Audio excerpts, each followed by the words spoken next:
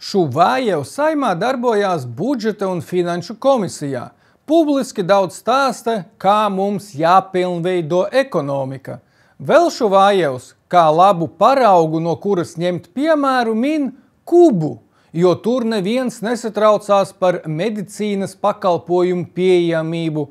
Tur ir augsts izglītības līmenis, zemes mājokļi un transporta izmaksas, kā arī citi labumi. Latvijai tas esot sapnis nākotnē.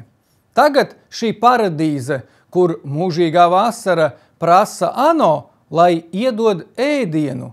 Viņiem izrādās viss ir tik labi, ka pat ēdiens beidzies. Iemesls, ka nav ko ēst, ir tāpēc, ka viņi negrib strādāt. Bet strādāt negrib, jo sociālismā neviens negrib strādāt. Es biju Kubā, bet Šuvājevs nē. Es redzēju šo labklājību savām acīm, bet Šuvājevs to izlasīja kādā pētījumā.